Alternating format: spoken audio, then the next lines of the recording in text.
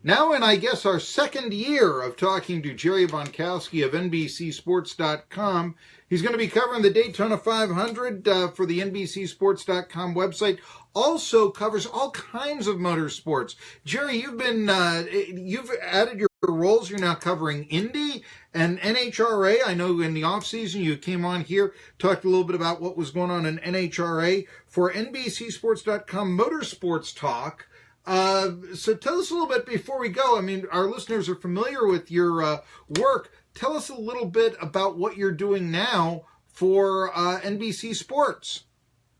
Well, I mean, Marky, basically what it is I'm still have my hand involved in NASCAR, but I'm also overseeing the Motorsports Talk website, which is pretty much every form of motorsports other than NASCAR, IndyCar, NHRA. Global Rallycross, you name it, we do it. And, like I said, I'm still have my hand involved in NASCAR, and I'll continue to do that as well. But, I used to do a lot of stuff for Motorsports Talk, so in a way, this is kind of like a homecoming, if you will.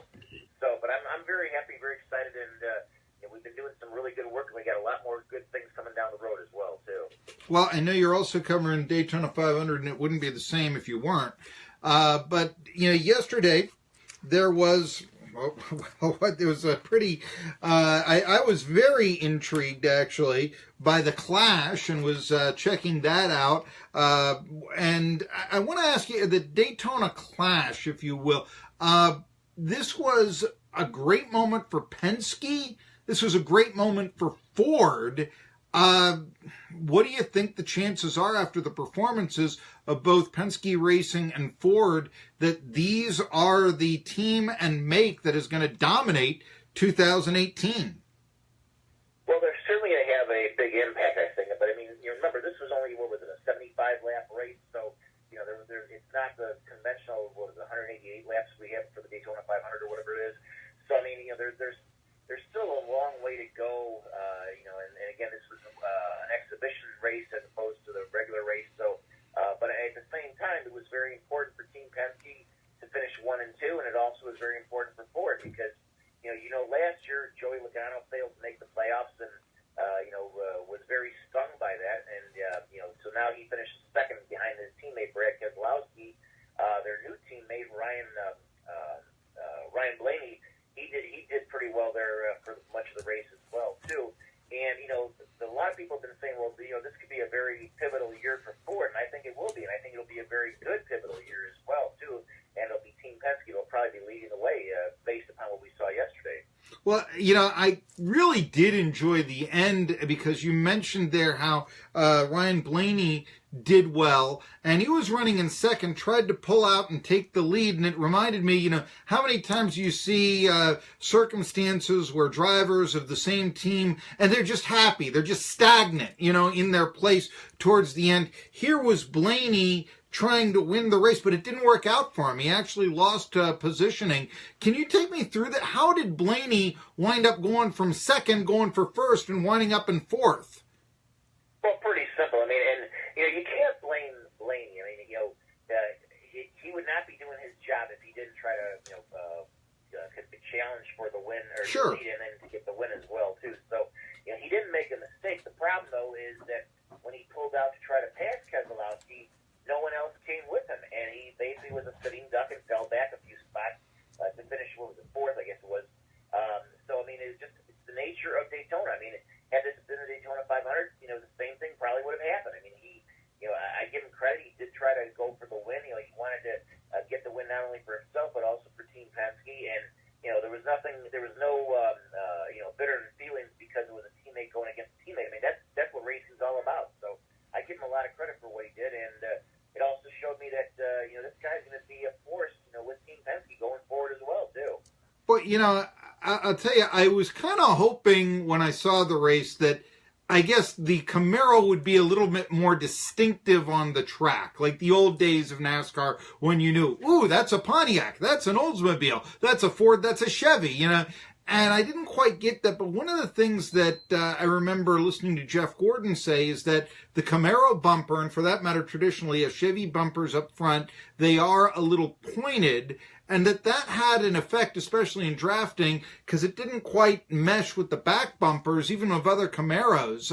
Can you take us to that a little bit? I mean, could you see a modification maybe on Camaros this year from their front bumper to try to draft it a little bit better? How's that going to work out in 2018? Well, that's a good question, and I mean, there's a couple of ways to look at that. I mean, number one, if Jeff Gordon said that, and I'm sure other people... I think it was Gordon. But yeah, go ahead. Yeah. Regardless of who said it, I mean, I'm sure other people have said it, and I'm sure that's something that NASCAR, as well as the Chevrolet powered teams are going to look at as well too. But on the flip side, this is the first year that we have the Camaro in the Cup Series, and there are going to be some growing pains. There are going to be some changes.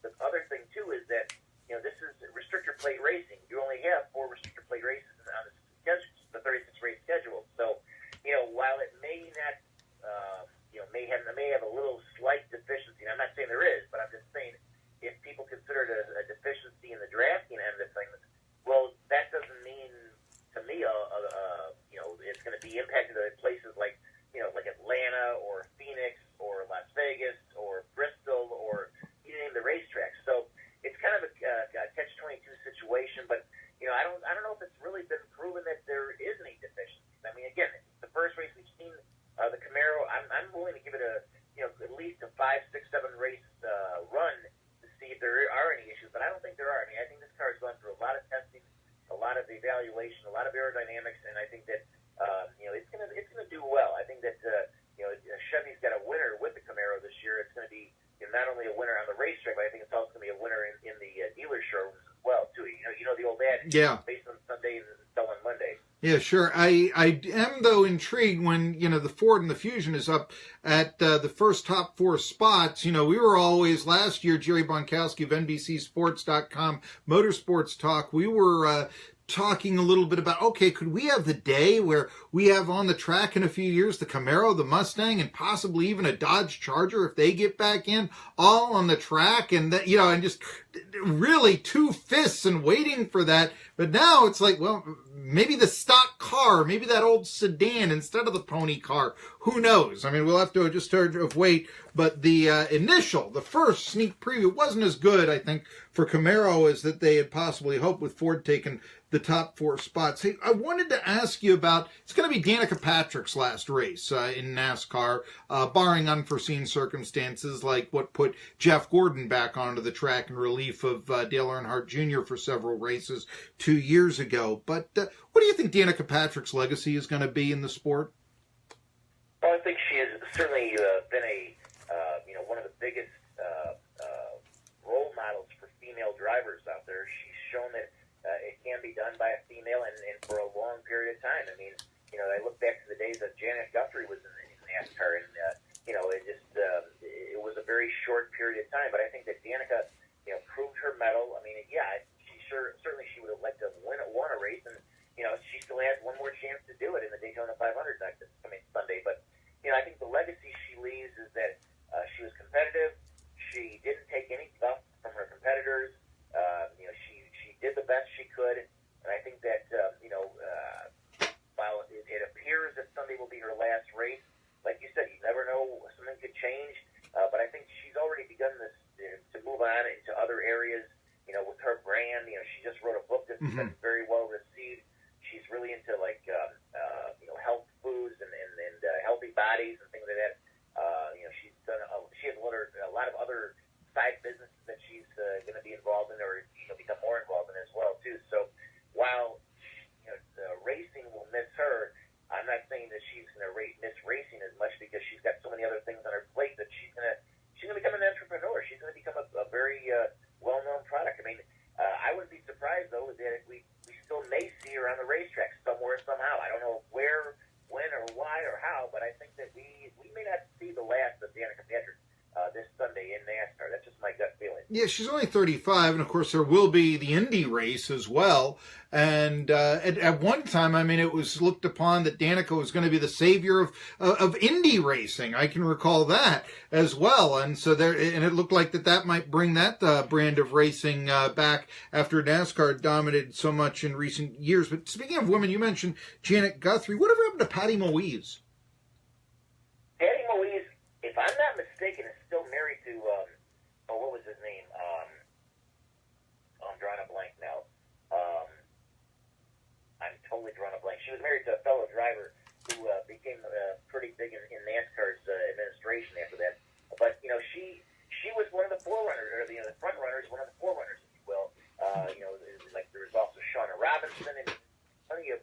Well, I should say plenty. There were a number of women, but there weren't as many as there should be. And I think that when you look at Danica Patrick, she has definitely helped open the door for more female drivers. The question now becomes, who will be the next team to get a female driver in the Cup Series or, for the Xfinity Series on a regular basis? I mean, certainly we have other drivers out there that are female that, but they're not. Nobody is really with a strong team or running a full strong effort, that kind of thing. So it'll be interesting to see who becomes the next female of note that gets the Cup Series and has a good ride and shows what she can do as a race car driver, not just because she's female, but because she's a good racer. Well, I just wanted to say that, I mean, I remember being a bit of a younger man and reading NASCAR box scores and seeing the name Patty Moise and just thinking, oh, this is great. What other sport could you have, men and women competing on generally the same level? I mean, you weren't going to, the TV show Pitch from a couple of years ago was fiction, the idea of a female starting pitcher for the Padres. And, I'm not sure that you're going to really see a female running back anytime soon. Or, I know Nancy Lieberman played in the U.S. Basketball League, but she was, a backup in a minor basketball league back in the day, averaging about 5 points a game. So, that was about the highest playing. Manon Romay was a goalkeeper who had a cup of coffee with the Tampa Bay Lightning, but really just one period for an exhibition game. That wasn't what Patty Moise was doing. That wasn't what Danica Patrick was doing. And I always just really, wow, this is great here and all that. Do you have an early prediction for the race, Jerry Bonkowski? I think it's going to be a surprise. I mean, you've got Alex Bowman on the pole. I mean, that's a real big surprise. But at the same time, consider the team he's racing for, and then it suddenly becomes not a surprise because he's got the talent and he's got an incredible company behind him as well in Hendrick Motorsports. So, but I honestly, if I had to really pick one young driver that I think could surprise a lot of people, I'm going to go with Ryan Blaney as my surprise. I'm not saying that he's my pick to win, but he is going to be my big surprise. I think he's going to probably, if he can avoid any of some of the big wrecks they have at Daytona, I wouldn't be surprised to see him with a top 5 finish at Daytona at all. Well, I know that a lot is looked upon for Ryan Blaney, perhaps finishing the job. I know his father, I remember during the Daytona night race, how many laps Dave Blaney led several years ago. And I remember seeing that, was it the 93 car or so that was on the lead lap for a while, and then they had that long delay, and it was, I guess we've forgotten about Dave Blaney now. But perhaps he could have the second act and take home the checkered flag this year's Daytona 500. Jerry Bonkowski, this won't be the last time. It's always great to talk to you. A few final thoughts I've got here. You know what? The Tennessee Volunteers football team wasn't picked to do very well by an early grading outlet. I'll tell you about that when we return on Tri-City Sports Now. Well, how did you like